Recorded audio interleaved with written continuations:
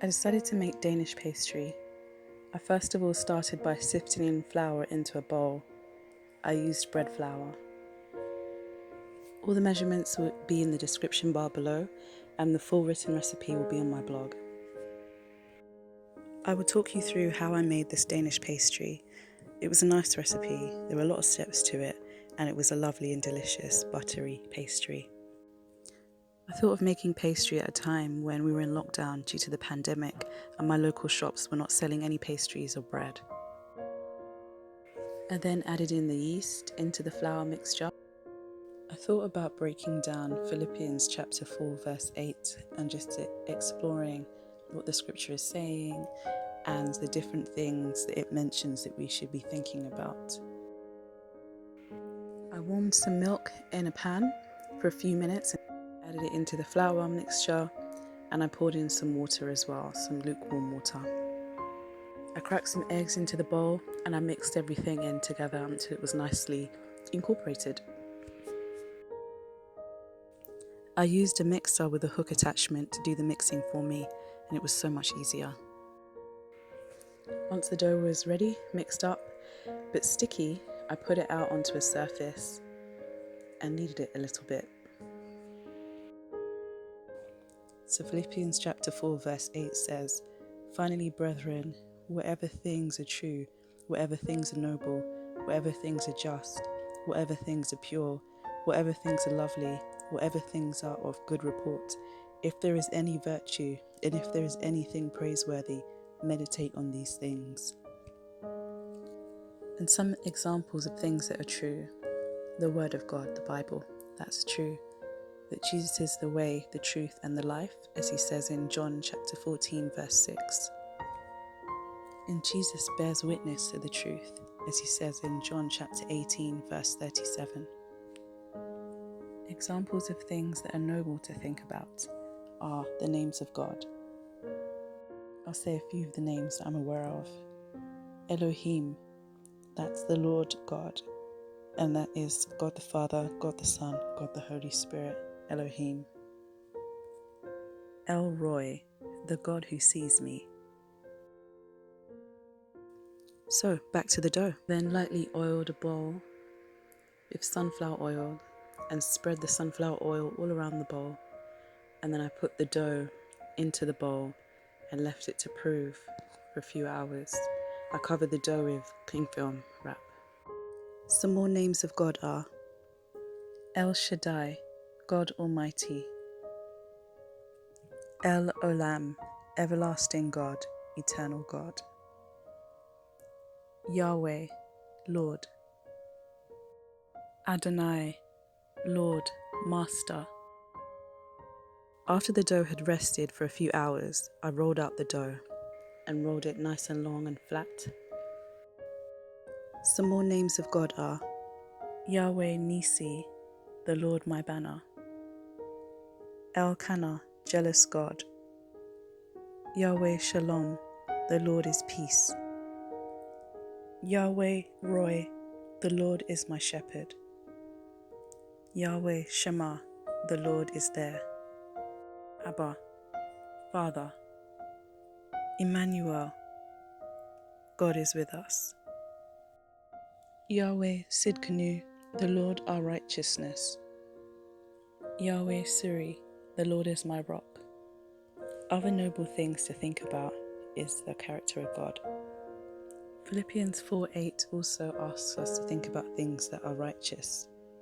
And righteousness is set by God, for it says in Isaiah 33 verses 22, "The Lord is our judge, the Lord is our lawgiver."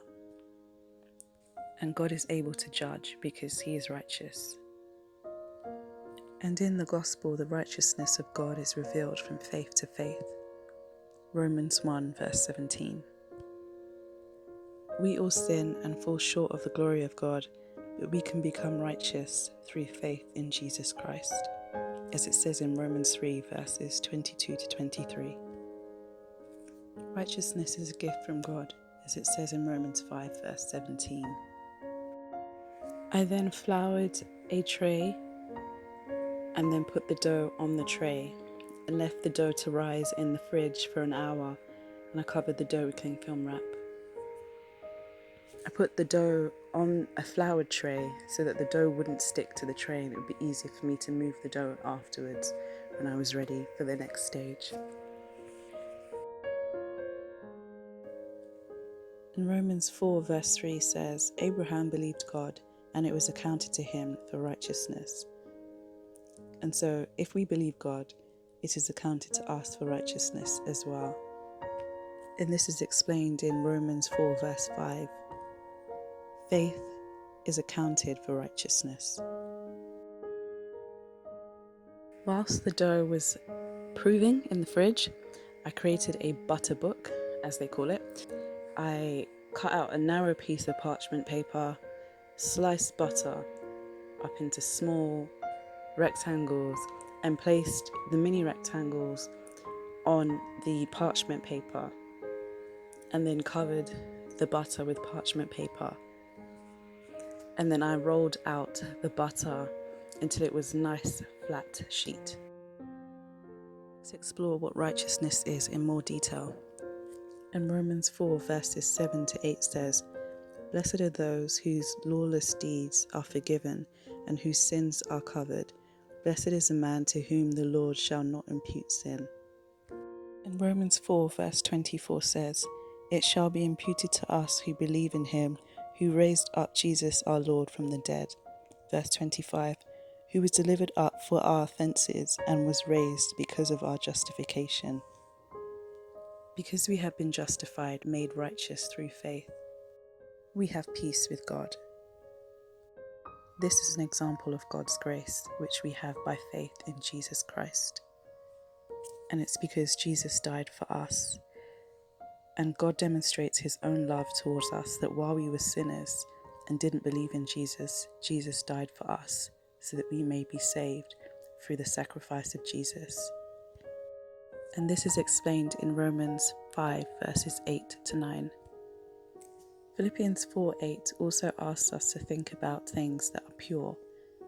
And Romans 12:1 to 2 says, I beseech you therefore, brethren, by the mercies of God, that you may present your bodies a living sacrifice, wholly acceptable to God, which is your reasonable service. And do not be conformed to this world, but be transformed by the renewing of your mind, that you may prove what is that good and acceptable and perfect will of God. And that's an example of purity. And also in Romans 8:5 it says, For those who live according to the flesh set their minds on the things of the flesh, but those who live according to the Spirit, the things of the Spirit. Examples of that are throughout the Word of God. And just to name a few, it's being thankful and not gossiping and having a heart of gratitude. Philippians 4:8 also asks us to think about things that are lovely. Romans 12 verses 10 says, Be kindly affectionate to one another with brotherly love, in honour, giving preference to one another. Romans 12 also goes on to say, Not lagging in diligence, fervent in spirit, serving the Lord, rejoicing in hope, patient in tribulation, and continuing steadfastly in prayer, distributing to the needs of the saints, given to hospitality. Bless those who persecute you, bless and do not curse. Rejoice with those who rejoice, and weep with those who weep. The dough was ready for me to place the butter on it. I put the butter in the middle of the dough, removed the parchment paper, and then folded the dough around the butter. Romans 12:17 says, Repay no one evil for evil. Have regard for good things in the sight of all men. And if possible, as much as it depends on you, live peaceably with all men. And verse 21 says, Do not be overcome by evil, but overcome evil with good.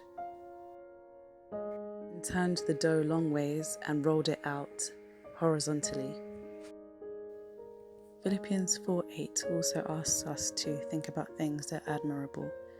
And something I was thinking about was in John chapter 18 verses 19 to 22, and it says, The high priest then asked Jesus about his disciples and his doctrine.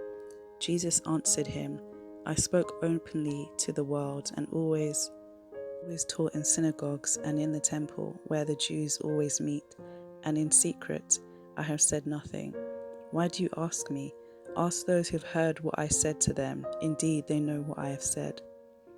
And when he had said these things, one of the officers who stood by struck Jesus with the palm of his hand, saying, "Do you answer the high priest like that?" I just found it really amazing, just reading through these verses. So even in this example with Jesus being in this particular place where the high priest was accusing him, it was a hostile environment and an officer had slapped him in the face, Jesus allowed himself to go through that process. And he was able to demonstrate that we can also go through difficult moments in life knowing that God is with us and God will see us through to the end. After I rolled out the dough, I then folded the dough, starting with the bottom, folding it up, and then the top, folding it down. And then I turned the dough, and that was the second turn, and then I rolled it out long ways again. There are 4 turns in this recipe. It made me feel grateful because this was the beginning of Jesus' suffering, and the purpose of his suffering was to save everyone from eternal damnation and to reconcile everybody back to God. Just thinking about the fact that Jesus knew what would happen. He knew that the high priest would ask this question.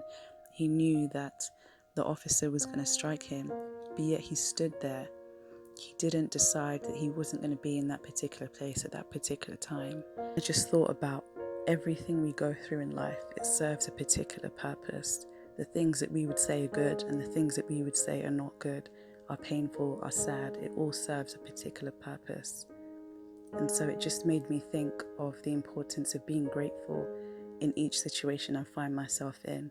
Grateful for whatever lessons I'm learning whilst I'm there. Grateful for the fact that God is with me. Grateful for the fact that God will see me through any situation I find myself in. And grateful for the fact that even when times are hard, they will not last always. Eventually it will come to an end. So back to the dough. I put the dough on a floured tray and put it in the fridge to improve for a few hours. God sees everything. Nothing is a surprise to him. And whatever it is that he allows to happen has a specific purpose for our good. And we know that all things work together for good to those who love God, to those who are called according to his purpose. Romans 8:28.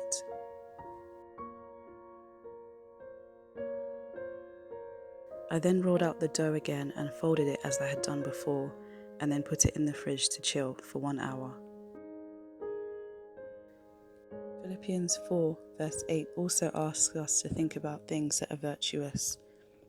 In Galatians 5 verses 22 to 23 lists some things that are virtuous. It says, "The fruit of the Spirit is love, joy, peace, long-suffering, kindness, goodness, faithfulness, gentleness, self-control." And Philippians 4:8 also asks us to think about things that are praiseworthy. That's giving God the thanks and the praise for everything he's done, just adoring him. The book of Psalms is full of different examples of adoration and just thinking about how amazing God is and just professing adoration. So I then rolled out the dough again and folded it as I had done before, and then put it in the fridge to chill for 1 hour.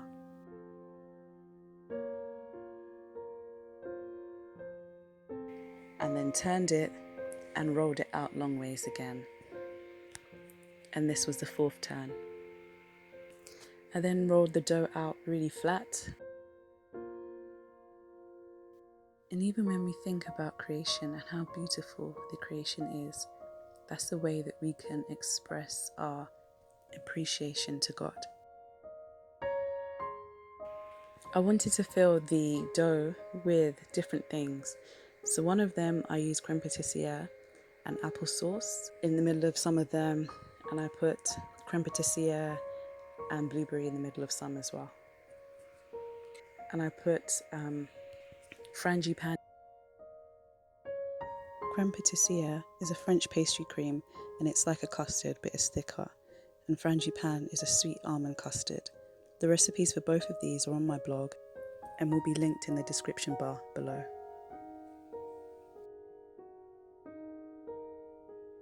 To make the cross shape, I cut a rectangle, and then at the corners I cut little slits to divide the corners up into smaller triangles, and then I folded one corner of the triangle into the middle, and I alternated that all the way around.